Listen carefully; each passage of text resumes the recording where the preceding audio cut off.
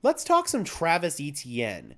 Could the Denver Broncos make a trade for the former first round running back from the Jacksonville Jaguars? But before we talk about that, guys, I want to thank the affiliate partner for today's video, Green Gridiron Helmets. Use code DENSYN, DENSYN, link in the description below to save off your first purchase on NFL team helmets. From this one right here, they do full-size replicas to little tiny desk trinkets. Again, that is code DENSYN. Thank you so much to Green Gridiron, and now back to your regularly scheduled programming. The Denver Broncos could be in a position where they could add a former first-round pick to their offense. Travis Etienne of the Jacksonville Jaguars has been named in trade conversations from fans and pundits in the media. The Jacksonville Jaguars are currently sitting at 2-6, one of the biggest underachievers in the NFL this year, and they're going to play the Philadelphia Eagles on the road this week, the final game ahead of the trade deadline, and most likely they're going to fall to 2-7. So in that scenario, the Jaguars could be interested in offloading some assets. We've already seen them trade away former starting left tackle Cam Robinson to the Minnesota Vikings after the Vikings lost their left tackle Christian Darrisaw for the season. So it's clear that the Jaguars are willing to offload certain assets, and right now there is a little bit of a controversy in their running back room, as Travis Etienne has missed a couple of games this year with an injury, but even when he has been healthy, Tank Bigsby has actually been the more effective runner for the Jacksonville Jaguars this year. This could be a situation where the Jaguars want to go younger and cheaper. Travis Etienne, he's got a couple more years left on his deal, so there is a bit of a window here for Jacksonville to make this decision. He's under contract through 2025, but still, Etienne is probably going to want some more clarity with this situation, especially in regards to his role on this offense now that Bigsby has broken out for this team. So with all of that in mind, I want to actually go ahead and bring in Travis Etienne's stats from this season, and you'll see that there has definitely been a decline in performance, kind of a steady decline over the last couple of years. That's on this page right here. So in 2022, on 220 carries, he had over 1,100 yards, 5.1 yards per carry, and 5 touchdowns. Although his efficiency last year in the red zone did go up with 11 touchdowns on the ground, he only averaged 3.8 yards per carry and just barely cracked 1,000 yards with 47 more carries. So that is a little bit concerning. And then when you move into this year, his average has gone up a little bit, but he's only got 230 yards on the ground with 2 touchdowns. In the receiving game, last year was definitely his best year there. 476 yards and a touchdown. This year, he's got 91 yards on through the air. So I do believe that Travis Etienne could bring a dynamic presence to this team that they don't really have. You need somebody who can be a contributor in the run game as well as the pass game. And while I do feel like Jaleel McLaughlin can do that, he's a little bit smaller in frame than a guy like Etienne is. Etienne is about 25 pounds heavier than Jaleel McLaughlin, and that actually makes all the difference in terms of absorbing contact.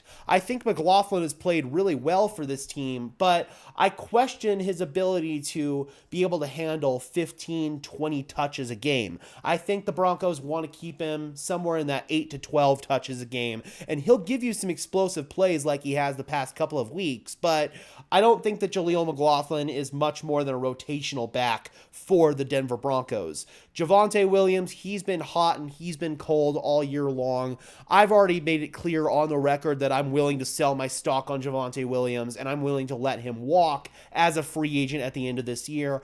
Audric Estime is working through those bugaboos, those fumbling issues. He didn't see much playing time against Carolina. I think he's going to stay in the doghouse, at least for a couple of more weeks, get those fumbling issues right, and then the Broncos might be more willing to trot him back out there. But this move could be made with the thought process that they're going to let Javonte Williams walk at the end of the year. So with Travis Etienne, if we bring in his contract right here, in 2024, he would cost the Jacksonville Jaguars $10.246 million in dead money, but he would also I mean, at the end of the day, he wouldn't even save them that much money, to be honest. So from the financials perspective for the Jacksonville Jaguars, they would probably have to adjust this.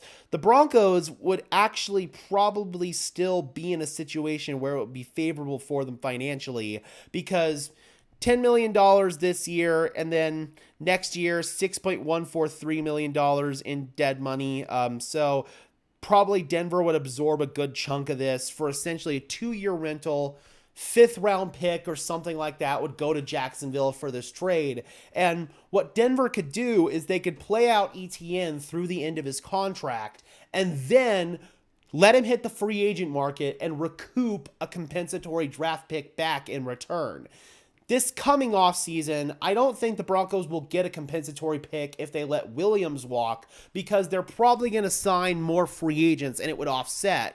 The following year, I don't know if Denver would add as many free agents, so then they would get that pick back. So essentially, they'd be kicking a 5th round pick down the road for a year, and then they'd be able to recoup assets back if Travis Etienne were to get paid on the free agent market. Me personally, I am never a proponent of paying a running back a second contract.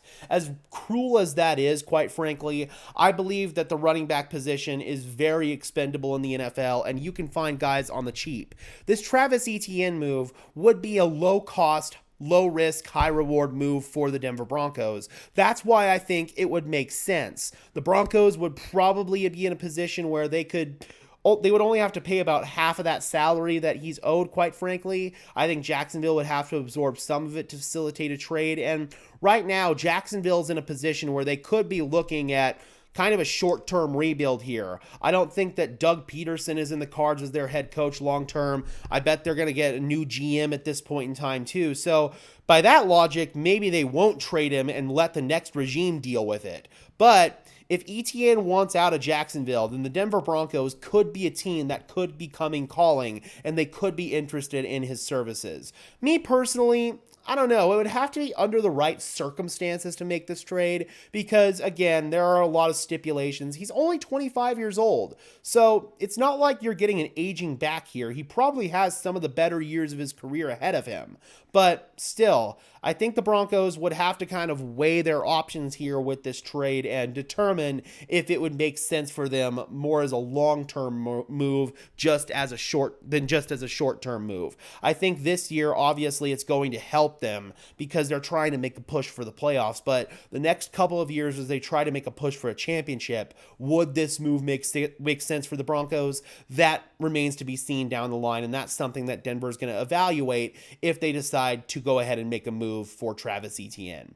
All right, Broncos country, I am curious. Would you guys make a trade for Travis Etienne? Do you think that he could be a difference maker on this offense? Drop those comments down below, guys. I would love to hear your thoughts as always. Be sure to leave a like on this video as well as subscribe and ring the bell so these videos appear in your notification feed. I would really appreciate it, guys. Those are both free and easy ways to show your support. It helps tell YouTube's algorithm to push us out, and it helps us get seen by more and more members of Broncos country just like you and me. And until next time, guys, I'm your host, Gage Madrid, saying peace out.